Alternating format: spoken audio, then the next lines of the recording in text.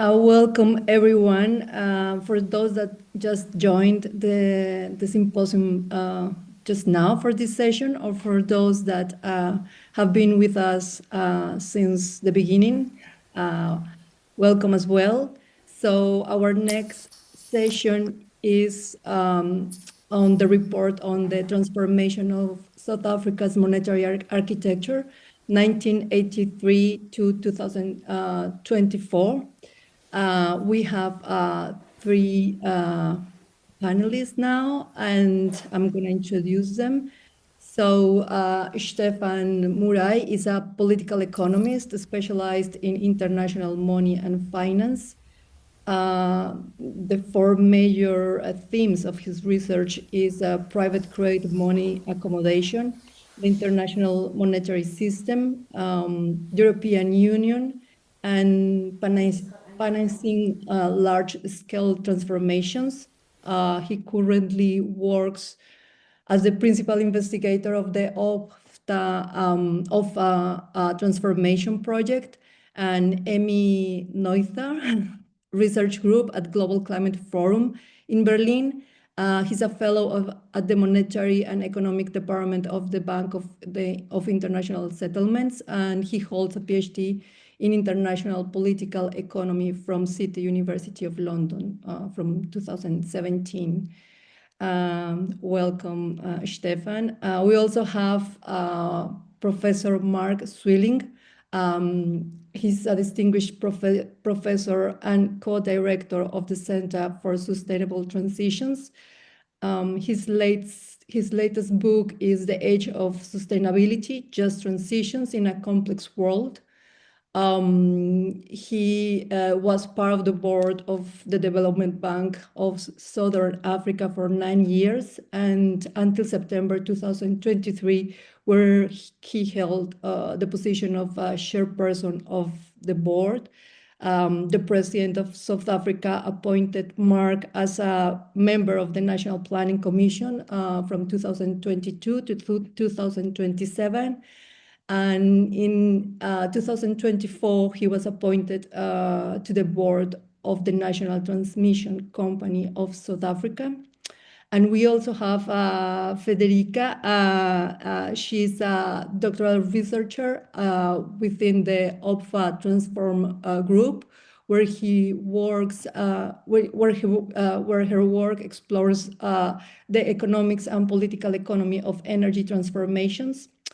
Her research focuses on how past and present transformation processes shape macroeconomic volatility and how states can design strategies to manage these dynamics. From 2023 to 2025, she was a research assistant with the OPFA transformation team. She holds a master's degree in economics and political policy from the Berlin School of Economics and Sorbonne University in Paris, completed within the European Erasmus Mundus program, Economic Policies for Global Transition. And so we have these panelists, so you can start now. Thank you very much for the kind introduction, Marina. It's a pleasure to be back here at this year's Moneyview Symposium, and I'm very glad to be here with Friederike and Mark to present the work that we've been doing for the last couple of years on South Africa's monetary architecture. So this is about a report for the National Planning Commission that basically so it's really Mark's brainchild who has sort of commissioned it, set this all up. And we were proud to launch this report. So this is actually like a completed work now, even though we have to see how we will take this further.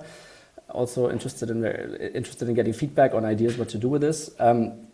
So Mark and I were the lead authors, but it was very much a collaborative project with a lot of financial market experts from South Africa, and Friederike, who compiled sort of the monetary architecture visualization. So our attempt was to understand the transformation of the web of interlocking balance sheets in South Africa since apartheid era.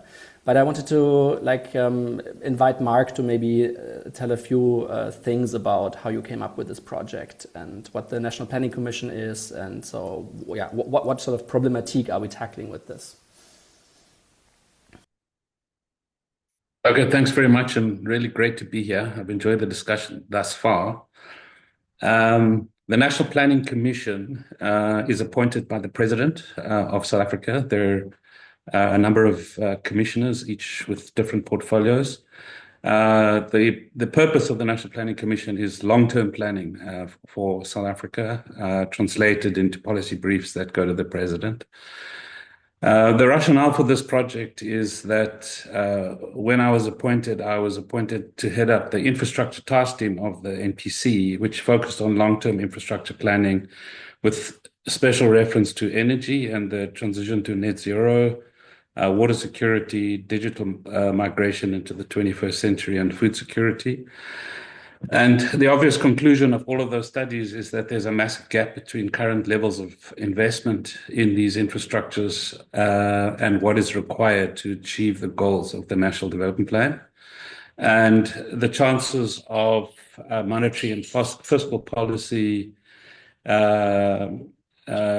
being relaxed in order to generate these investments is very, very low in a debt-constrained environment and a very conservative central bank.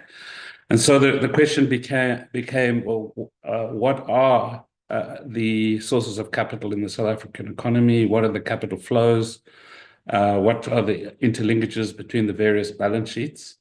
And as we will show, the overall conclusion is the financial system grows much faster than the real economy, and there isn't reinvestment back in gross fixed capital formation. And that is the reason why we underinvest in infrastructure. So it was quite an important piece of work which has never really been done before in the South African or the African context.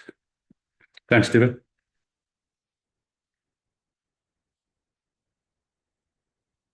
Sorry. The way we're going to do this presentation is I will just walk you through a bit the lineup of the broad framing of the report, and then Friederike will walk you through 4 snapshots that we have developed, and then we'll play it back to Mark at the end, who can talk a bit more about the policy implication and also about the reception of the report since its launch in autumn last year. So this is an overview on the table of, so that's the table of contents. As you can see, this turned into like a 300-page monster. The research questions we started with was to ask, so why is there persistent poverty and inequality in South Africa, even though there have been so many attempts to change course since the end of apartheid? And why is there persistent underinvestment and a lack of infrastructure development in the post-apartheid era, even though there has been economic growth, credit expansion, and financial development? And sort of to tackle these questions, Mark reached out to me in 2023 and brought me on board so that we would do for South Africa what I had been doing in research projects before, which was the idea to really take this idea of a web of interlocking balance sheets seriously and visualize that and empiricize it. And what we thought is that we want to understand how the web of interlocking balance sheets was structured in apartheid South Africa. So apartheid ended in 1994, and we decided we wanted to understand how the system looked in the 1980s. We picked 1983 as sort of a core reference point for a variety of reasons that we'll explain in a bit. And then wanted to see how did it change afterwards. And we played around a bit with ideas how to do it, but we ended up deciding that we want to do 4 snapshots of the monetary architecture. So one during apartheid and then one immediately after. So we ended up saying, okay, by 1996, it was sort of settled what kind of changes to the monetary architecture would have happened, and importantly, which ones didn't. And then we see how the monetary architecture transformed further until 2014, which was for the particular South African case an important moment in time, and then basically until today, so the post-COVID setup. And what we wanted to do is really tease out what are the specific balance sheet configurations, so what are the idiosyncrasies that determine the political economic outcomes, and also the sort of the persistent failure of generating domestic investments and to alleviate poverty. So yeah, so it's basically a historical mapping exercise. So this is also sort of the meat of the report. And then the question is obviously, so what? What follows of it, right? So what can we learn? And I feel there are a lot of different departure points in which we can go with this mapping exercise. So the whole work was done together with the German Gesellschaft für internationale Zusammenarbeit, GIZ, and we ended up commissioning like almost a dozen of working papers by different like financial markets expert of South Africa, where we gave them like terms of reference. So we said, okay, so we need to understand this. Please gather various sources, data on the job information, write working papers, and then we met for workshops where we basically really like went through tried to really get the mapping straight and understand the setup of the web of interlocking balance sheets at these particular moments in time. And what we were particularly interested in was so it has a bit, I mean, this may also fit nicely to the topic today about like money view and capitalism, so that we wanted to look at different household categories. So really distinguish class, so class in a society based on the balance sheet structure of the households.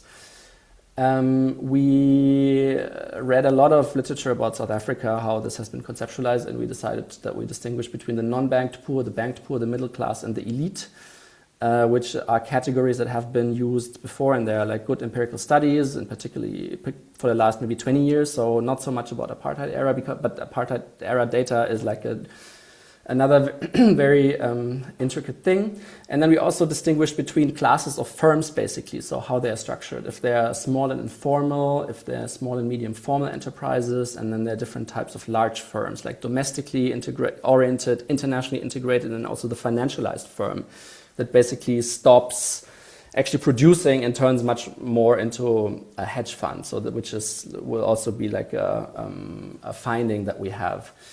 And then South Africa is characterized by like a large number of state-owned enterprises, which is also like an apartheid era inheritance.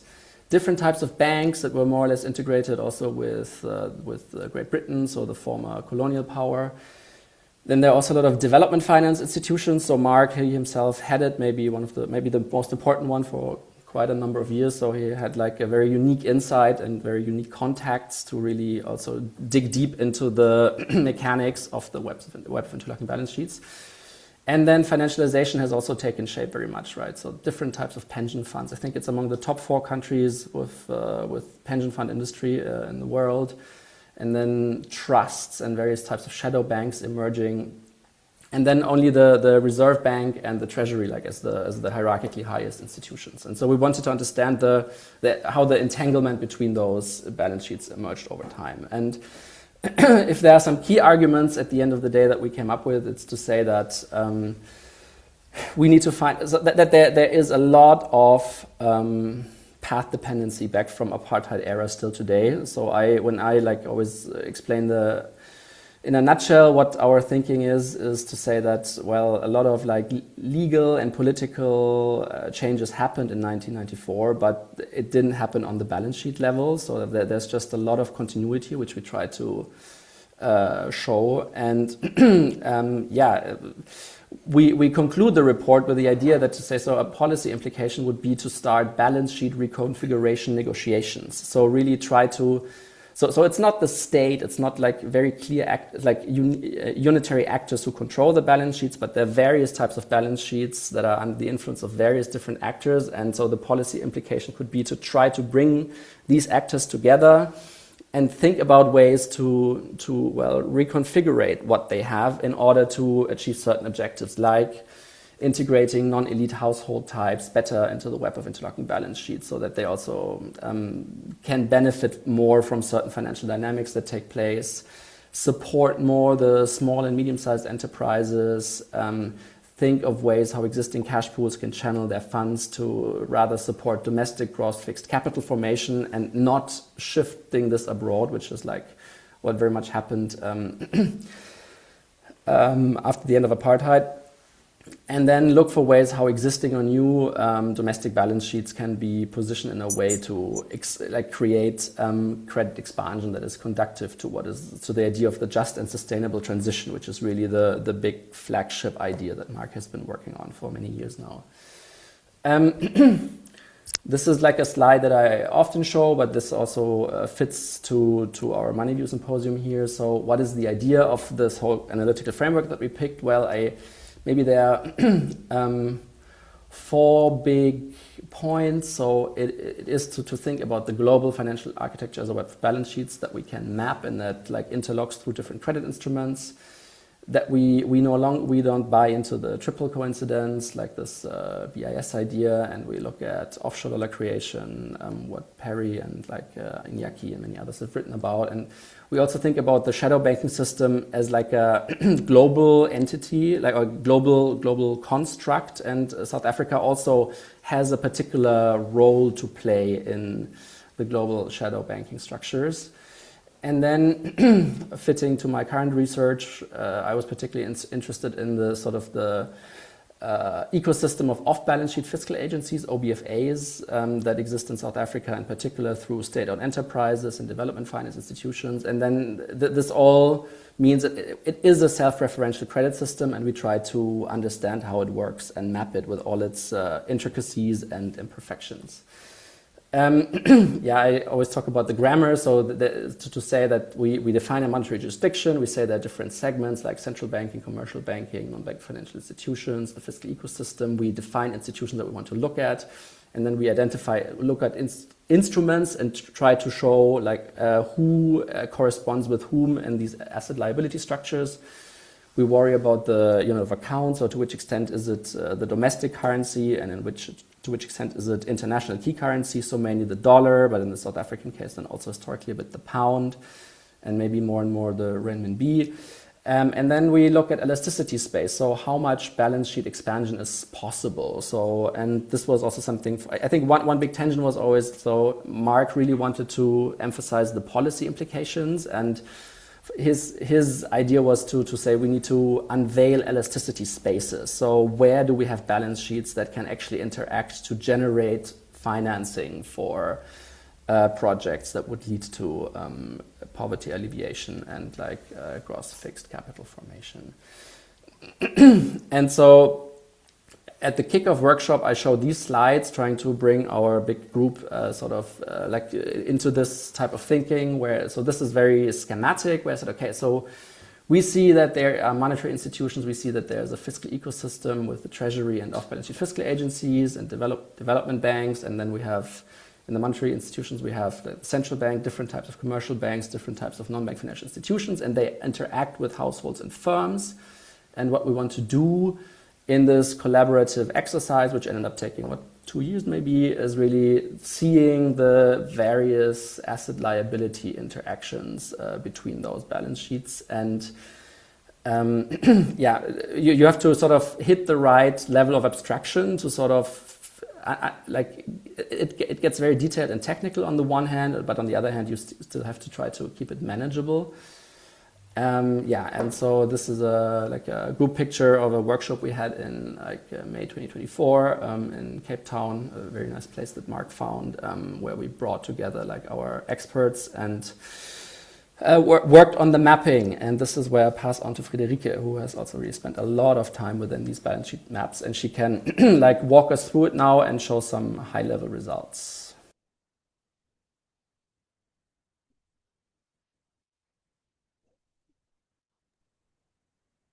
Federica? Okay, let me figure out my screen sharing.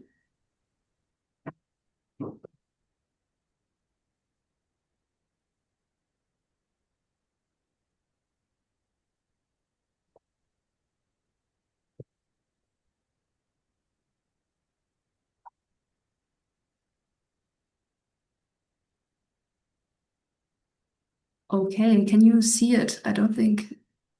Do you see the full slide? No, we have the presenter view. Yeah. Switch this.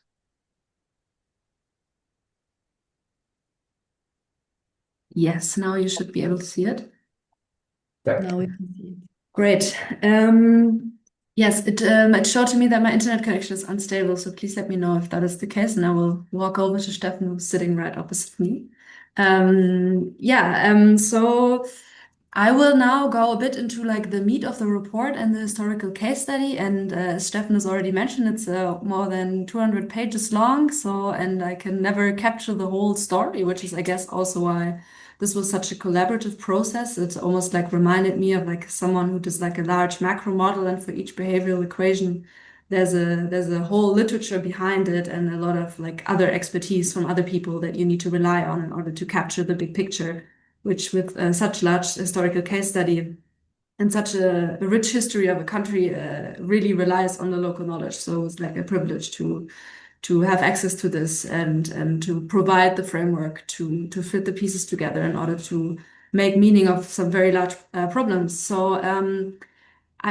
Before going into the balance sheets, which I think this is a very good crowd for, to not be afraid to get too technical for the balance sheets, and bear with me, it's always challenging to present.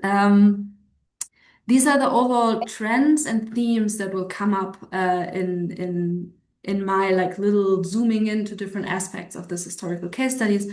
So first, financial liberalization and financialization, inequality, stagnation of economic growth, the changing role of those off-balance sheet fiscal agencies that Steffen has already mentioned, and the integration into the international financial system. So this is basically how we worked. We compiled these large balance sheets maps that have different segments from the banking system, the households. Steffen was already showing the schematic map of it at the beginning. So what I will do now is zoom into different aspects, highlight different balance sheets to tell this broad story that is captured in the report. It's like one version of the story. Go ahead and read the full 250 pages if you want to know everything. But I think this is my attempt to capture it. So in 1983, this is still the apartheid era, and the treasury of South Africa is not like a modern treasury, which we know now, which is like one unified treasury for the whole country, but it's a very segregated fiscal system that really reflects the racial segregation of the apartheid state between the white state with province treasuries. Can you see my pointer if I do this? Can't see it. You can't see it. Well, so you have the province treasuries and the municipalities, which is like more the white state, and then the homeland treasuries and the black local authorities, which are those Bantustans, which are like the territories where a lot of black people have also been forcibly relocated, and black local authorities who managed townships. So yeah, these balance sheets, while they look the same qualitatively, had very different access to other balance sheets. So they have each corresponding developmental development finance institutions, some that are really targeted towards white farmers and industrial firms, and others who are for the homeland treasuries, for example, which then, is you would imagine that those are quite differently capitalized. So yeah, it's very segregated fiscal system. Another aspect of this balance sheet configuration at the time is the so-called minerals energy complex, which is the firm sector of South Africa, which is dominated by a few large mining conglomerates listed on the Johannesburg Stock Exchange. And those also have an international dimension through the British colonial legacy. So they're also engaged in offshore borrowing and also supported by the state. So historically, there's always been a very large state-owned enterprise sector in South Africa, which is supporting the growth of this minerals energy complex.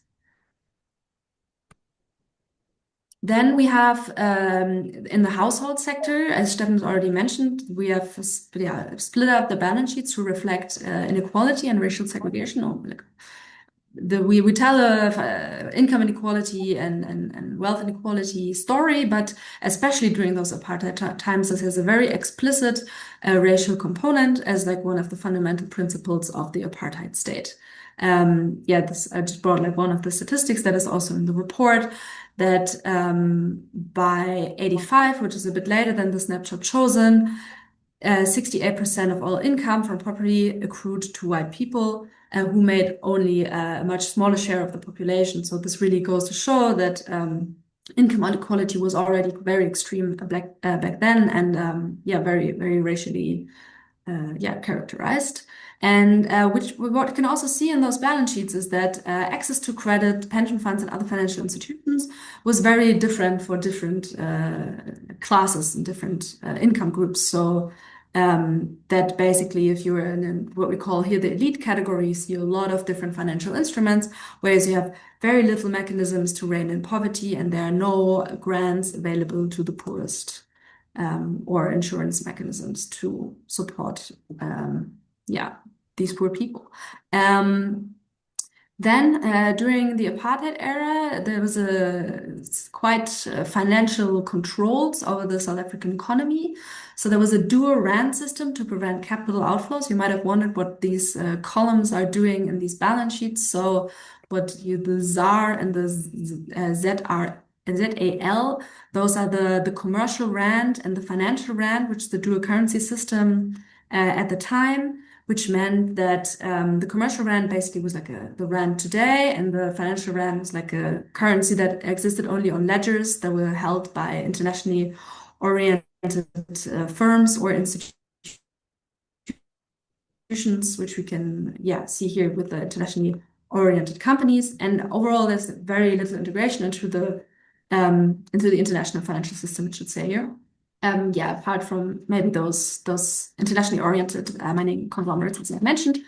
In 85, it was the sanctions started against South Africa, also following a banking crisis. So it was like the dual motivation of like the financial instability in the country, and then also the political motivation against apartheid.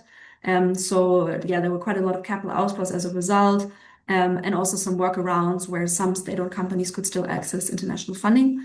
And a part of this financial controls narrative are also that the pension fund sector had, especially the public pension fund, had prescribed assets. So they had to buy government bonds and state-owned enterprise bonds, which then again, the story of the state-owned enterprises supporting the minerals energy complex. So you really see the web, how like the balance sheets are configured quite well to support this very specific model of economic growth, which is also very entangled with this idea of high inequality along racial lines of the apartheid system. So it's all connected. So moving on in time. Now we're in 1996, which is 2 years after the end of apartheid. We chose the snapshot as to show, well, this is not the inflection point itself, but like the consequence of the end of apartheid. Where now, if you don't look at the nitty-gritty of the figures, it looks pretty much similar, but some things have changed, which I will now highlight. So with the end of apartheid came the era of opening up internationally and also financial liberalization. So what does this mean? We have new types of balance sheets, so more non-bank financial institutions such as money market funds, and also the government employee pension fund was established as Steffen said, now also one of the bigger pension funds in the world, which was also politically motivated as a way to safeguard the assets of the white elite in apartheid times. This government pension fund continues to be important. So this is why it's an important change. And this step also means that new financial instruments appear. So that come from these new balance sheets. Now, if you look at the currency columns again, you see, well, now there's no more dual rand system, but we have some dollars in some of those balance sheets. So South Africa is being integrated into the offshore dollar system and also international financial institutions. But at the same time, this financial deepening does not reach the poorer households. So you see that all of these new financial instruments that populate the balance sheets only populate the balance sheets of the rich. And at the same time, there's a debt finance consumption for the poor and like a proliferation of informal lending. When we move to the off-balance sheet fiscal agencies and the SOE sector, the state-owned enterprise sector, that has been traditionally very strong in South Africa, so we see that yeah, these institutions still exist, and how are they being used? So when the ANC government came to power, this is also detailed in the report, how there were like some reports that really advocated for a Keynesian paradigm, but then this was shelved. So there was no real like plan to say, okay, well, this is how we overcome apartheid and also the economic inequalities that came with it.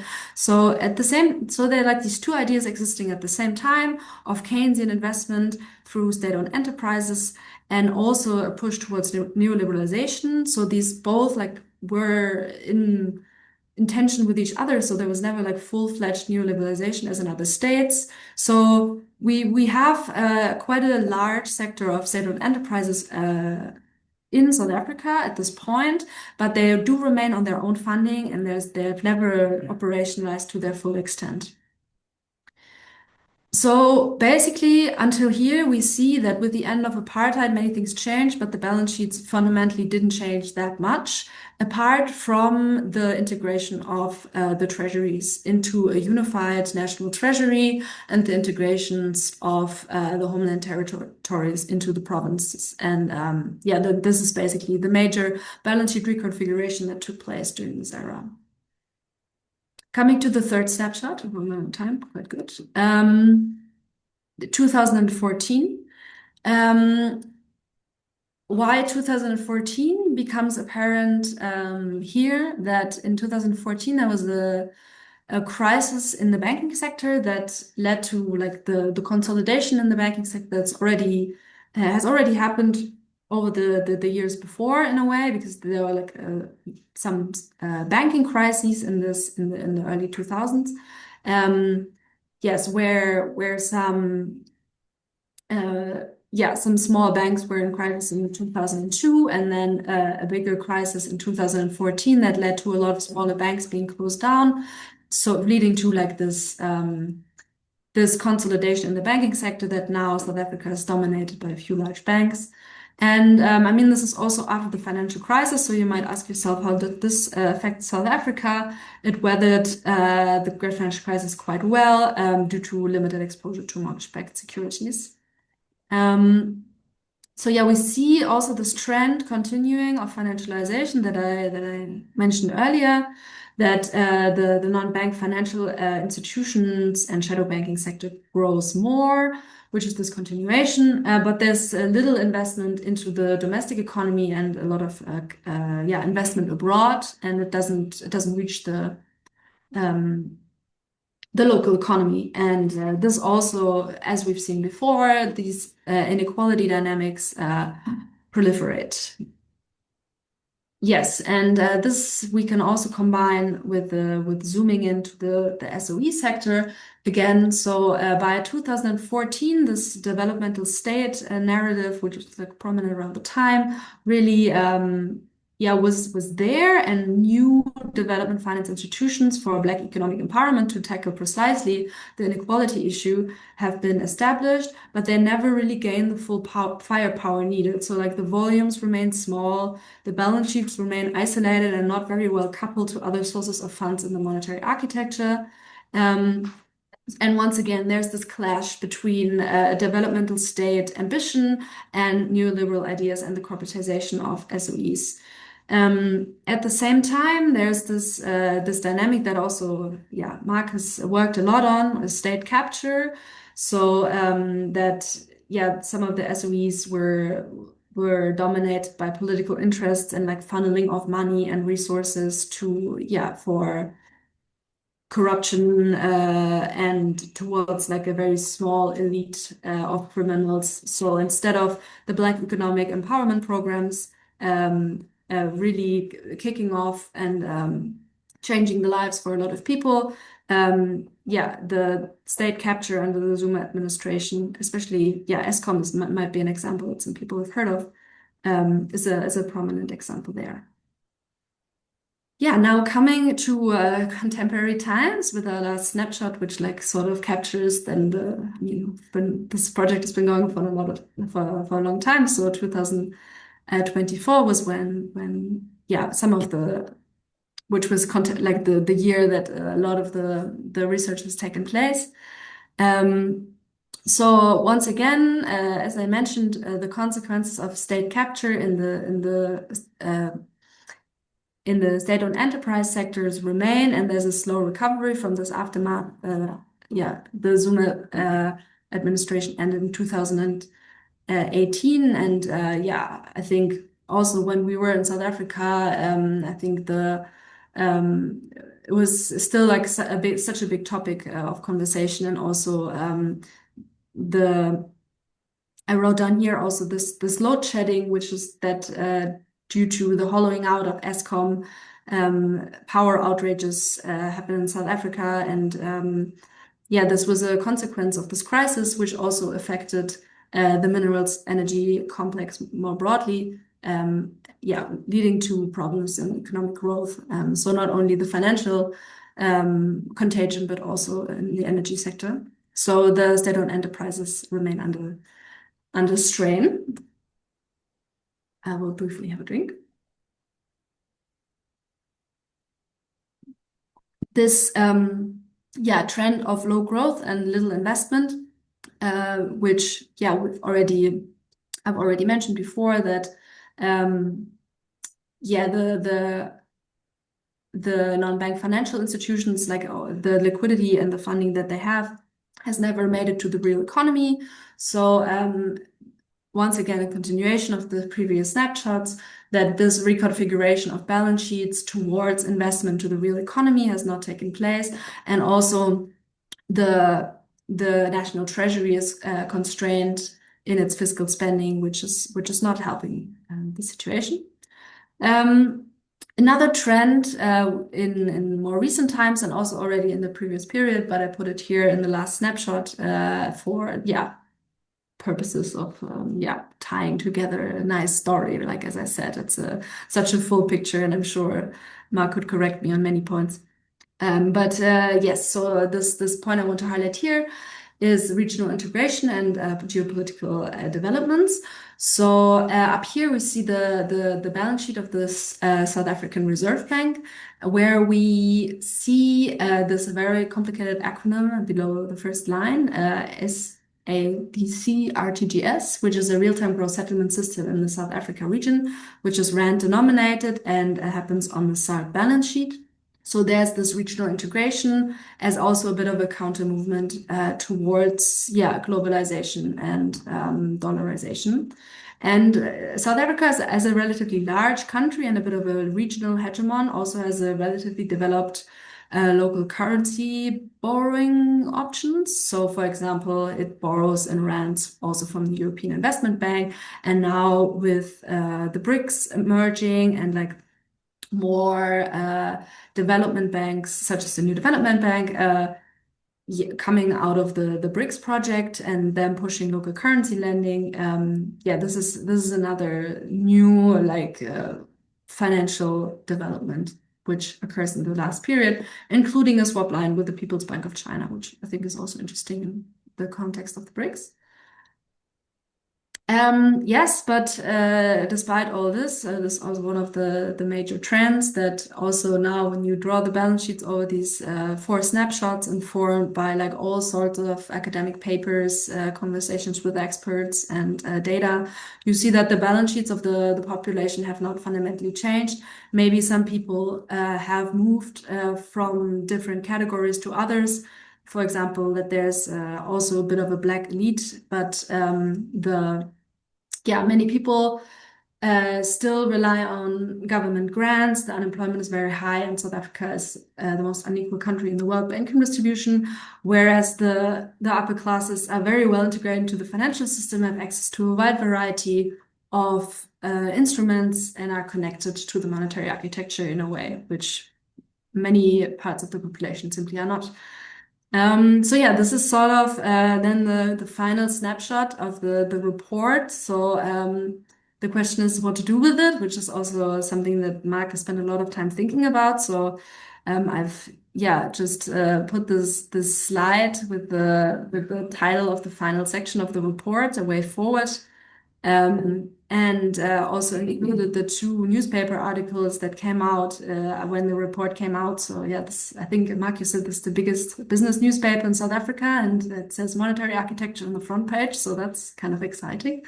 But yeah, it also goes to show how important it is that yeah, and also what a responsibility is to address these issues. So yeah, I'll leave it to Mark. If you want to show some slides, I can end the slideshow. Otherwise, I'll just leave that for you to speak to. Yeah, thanks, Frederica. That's very helpful. And We can't nice. hear you. Maybe we You can't hear me? Oh, sorry. I think it's good. Okay. We're just switching around the videos in the room. That's why it's Okay. Okay. Yeah, thanks very much. So I was just looking back on the various, in preparation for tonight, the various reports over quite several weeks, as well as responses to presentations that I've made, in particular to policymakers and cabinet ministers. And I would say that there are 3 ideas that seem to have stuck in the media and in various stakeholder networks about this report. The one and the strongest of all, which is reflected in this article, is that there's no shortage of capital in South Africa.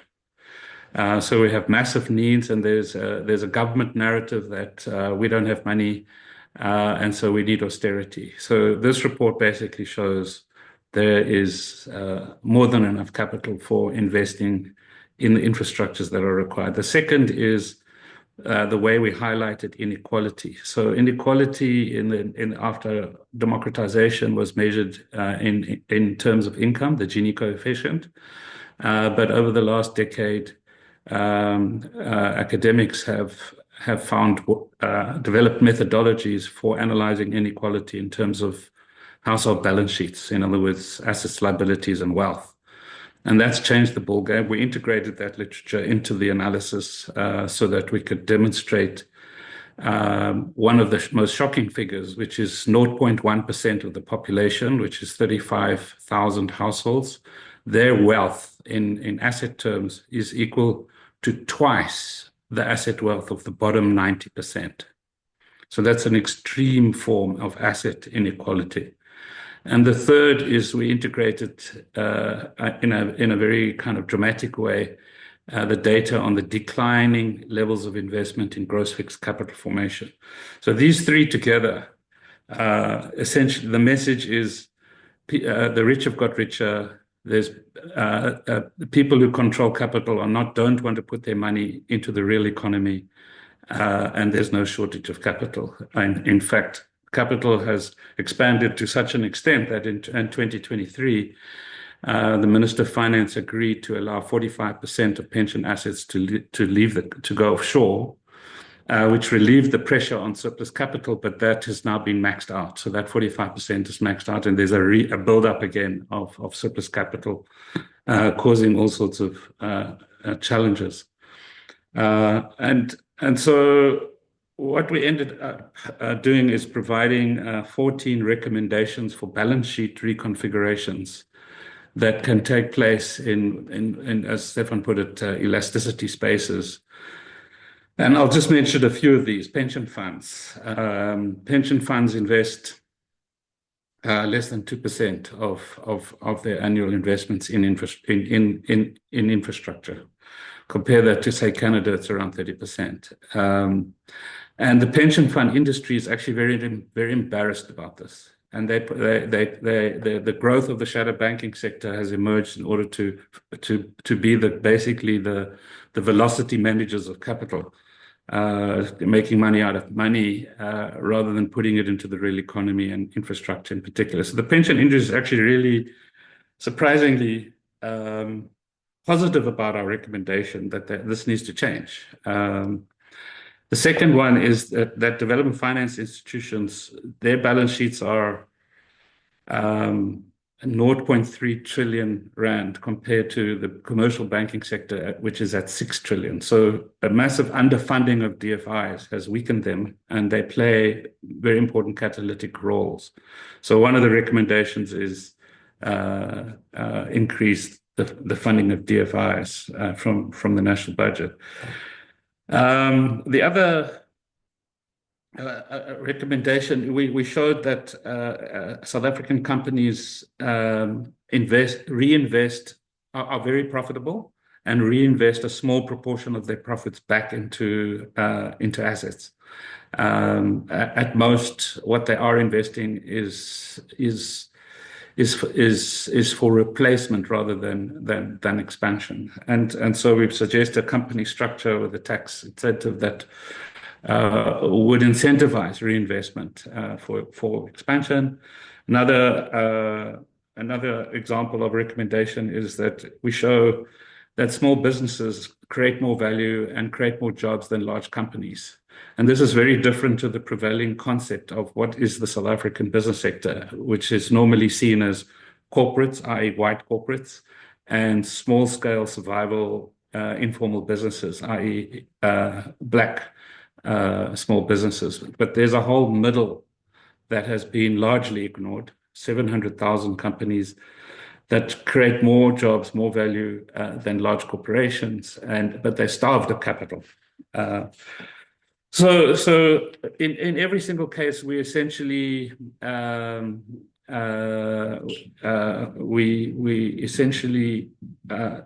identify, instead of taking what is normally done in South Africa, big picture structural change kind of narratives, we've broken it up into a multiplicity of balance sheet reconfigurations that could unlock significant amounts of capital that are not currently invested in the real economy.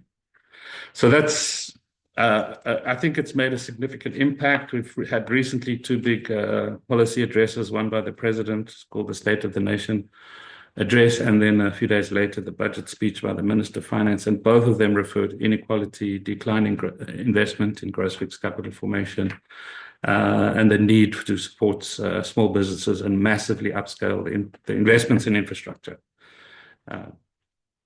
So yeah, that's in summary, I think, from a policy point of view, significance of this report.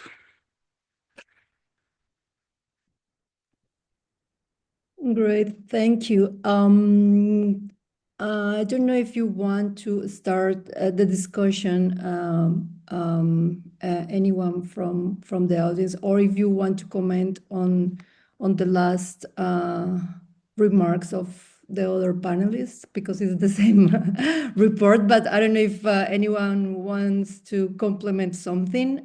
This is the time. We have 5 minutes for that, and then we can open the floor for Q&A.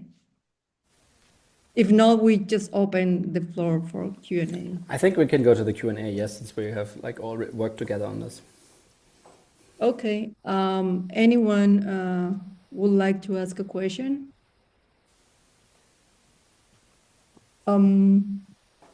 There's a question here on household balance sheets in the chat,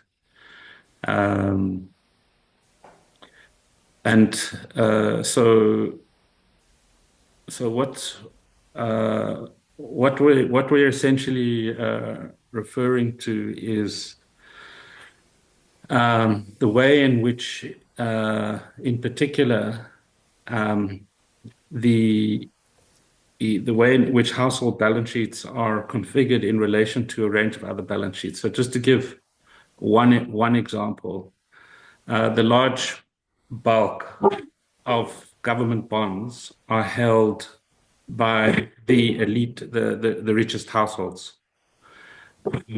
And so what that effectively means is that bonds are serving as a distribution mechanism in favor of the elites. So the question is, how does that get checked in a way that results in a financial flow into infrastructure? That's one example. The other example is the relationship between, sorry, there's disturbance here. The relationship between the household balance sheets and small businesses. The growth of the small business sector would have a substantial impact on the poorest households. So those are just a couple of examples.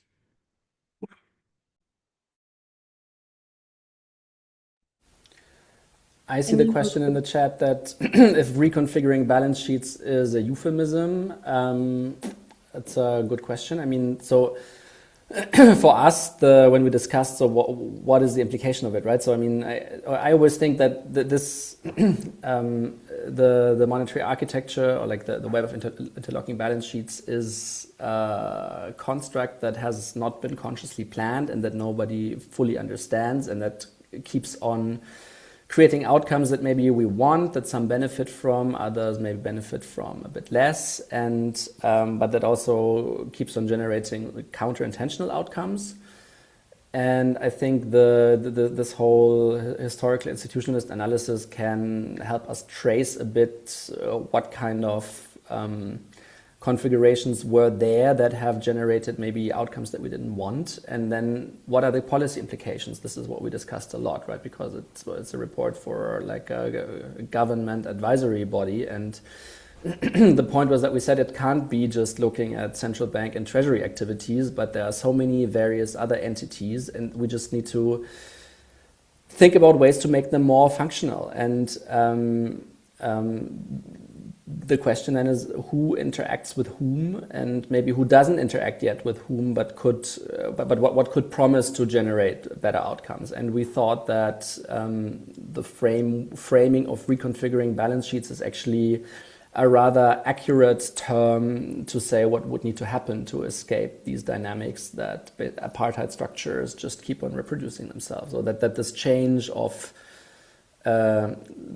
that apartheid structures have not really been overcome since '94. And that's why I actually am quite happy with this way of putting it, that maybe governance of the system, if you want to do this, is getting actors to gradually change balance sheet configurations in a way that then can be also conducive to more politically desired outcomes. Thank you. I have a question. If anyone, I don't know if there is another one in the chat. I think there's no. Oh, Jay, you want to go ahead, Jay? Yeah. My question is, excuse me, I have a sick kid here. I'm trying to manage that at the same time. I was quite intrigued by the statement that Federica made about the fact that the financial system seems to be quite developed in South Africa, comparatively speaking, for the region, and it's pretty well connected with actors around the world, especially development banks. And then we have a fairly developed pension system also. So I think this seems to be actually, as Mark was also saying, quite there's some potency here, which means there is balance sheet space that can be utilized if you were to design it well. Now, this episode about releasing excess capital to diversify into, I assume, international capital markets, is that what you're talking about? So I think when you were talking about reconfiguring balance sheets, you would then imagine how that capital could be deployed profitably, hopefully, for internal investments, infrastructure and otherwise. The question is, how would that actually happen? If you redeploy that capital productively, what would be precise mechanisms that could, one, deliver desired outcomes and then also generate adequate profits to then fund the pension investments? But I'm really curious about this cycle, because I think I'm pretty quite, you on the one hand talk about austerity, on the other hand you talk about releasing capital into global markets. Maybe that's a starting point for how to reconfigure those balance sheets exactly. Yeah, so just to give a couple of examples. South Africa's got 17 coal-fired power stations, and the average age is 41 years old, and they have to be rapidly closed down over the next 6 to 10 years. In order for the country to continue to grow economically, you have to replace that with renewable energy. And there's large amounts of renewable energy being constructed to achieve that, but it can't connect quite a lot of it can't connect to the grid because the grid has been underinvested. So the National Transmission Company, on which I'm the board, is addressing that challenge in two ways. The main way is to secure increasing amounts of private sector investment in this state-owned enterprise so that it can roll out and accelerate the expansion of the grid. The second way is through independent transmission projects, which are mechanisms that allow build, operate, transfer kind of arrangements that allow private sector to invest in the assets and then hand them over after 20 years. And a big discussion in South Africa at the moment is how to configure those arrangements in a way that makes sure that the capital that is deployed in the way that it's supposed to. So that could, if that succeeds over the next, in particular 5 years, but over 10 years, that could have a massive impact on economic development, creating a lot more jobs, industries, and prevent the closure of quite a number of factories which are on the edge at the moment. And another example is that there are a large number of businesses, in response to this last question, that are actually profitable and don't have adequate access to finance, in particular small and medium-sized businesses. And that's also a big focus of policy discussions. But again, it's about the mechanisms to make that happen, because the banking sector, it's very clear to everybody, including the banking sector itself, that they don't know how to handle a multiplicity of transactions to transmit smaller loans into smaller businesses. They're geared to bigger loans to bigger corporations. And so the question becomes, what are the intermediaries that do know how to do that, but they don't have access to capital? So it's really about configuring a new set of balance sheet configurations that make it possible for capital to be unlocked and flow in ways that is not just a reproduction of financialization, which is the core of our problem. Thank you. You're next. Yes, thank you. As Stefan knows, I'm very fascinated by these kind of studies. So I have 3 points. I hope you can manage to publish that 250-page report in some journal article and link to that in an academic journal. Link to that your access to the balance sheet information, especially of the household, but even also the specificity of the pension fund, if I understand that they are fully or partly refunded, like Amsterdam and Iceland, or not, but like not pay as you go, but so they have this huge capital accumulation to invest. This is linked, if you follow me, so that in order, if this can be replicated in other countries, I would like to read in the 40-page article, how you access the balance sheet information, if that can be like from tax authority or like how the specificity of the pension funds, and then or other, like, so that you explain specificity so it can be replicated in another country, in some or in EU or in EC, or just one other example if that's the case, or but because this needs to be done more widely. Thank you. Yeah, maybe Stefan can respond to that. I mean, so the first question was what we do with this. I mean, we do have plans to write academic articles. We do have plans to maybe turn this into a book. We do have, Mark has already written also a lot of policy papers about it. So The database on which we built this, I mean, we had these, we subcontracted these working papers, right? And we had an excellent working paper, like with a lot of details about the state-owned enterprises and DFIs. We have, I think we worked with probably the leading expert on pension funds. So we relied on her data. So, I mean, we didn't do original data work and try to sort of abstract and generalize to understand the. I always said it's the sort of we need the quantitative data in order to understand the qualitative relationships, right? This was just a very big learning for me, that actually all this mapping exercise, understanding how it looks at different points in times and what changes and what doesn't, is a fundamentally qualitative exercise. But most people, when they hear balance sheets, they always look for like the quantitative information. And in the report, we connect our qualitative interlocking balance sheets with the data we have. I think, yeah, some reports and some of the working papers, we have much more data to dig into. But yeah, this was, I guess, the main challenge. And you asked to which extent this can be used for other countries. Maybe can you explain that point once again, Asger?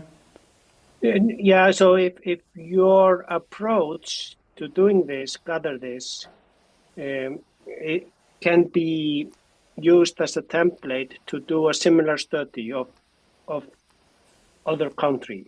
I think, yeah, I mean, Mark just secured a grant to do the same thing with Senegal. And I mean, Mark is also integrated very much in the African community, but also in the BRICS community. And he keeps on telling me that there is actually quite wide interest in like replicating this, because that this could be a methodology that can be scaled. And but it's also a lot of work, so somebody needs to do it.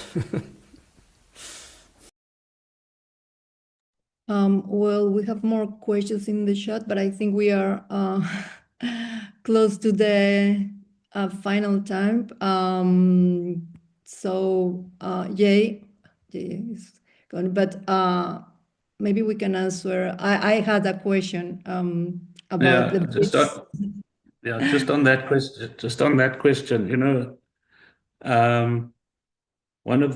one of the harshest criticisms in the paper is about the underinvestment by the pension funds in the real economy and the role they play in exacerbating financialization. And so they were the last people that I thought would be positive about this report. But they actually are the most positive about this report and have said, we really would like to change this, but we don't know how. So they've invited us, together with one or two other institutions, to collaborate with them over the coming year in order to figure out the kinds of mechanisms that they can put forward that would make it possible for a much greater proportion of the investments to go into the real economy and infrastructure. Because they've come to the realization it's no point sitting, waiting for government to figure that out and come to them with a proposal. It's not going to happen. So they have to be proactive and develop those proposals. So that for me is actually very exciting. And also don't forget the trade unions. We have a very radical set of trade unions who are allied with the governing party. They have representatives on the boards of the pension funds.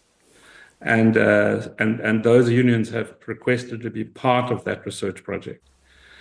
So you're sitting with asset managers and trade union representatives to figure out how to redirect the flow of people's savings, effectively the capital they rely on for their pensions when they retire, to be invested appropriately and responsibly into infrastructure that would improve the lives of everybody. And I think that's quite exciting. I find that very interesting outcome of this.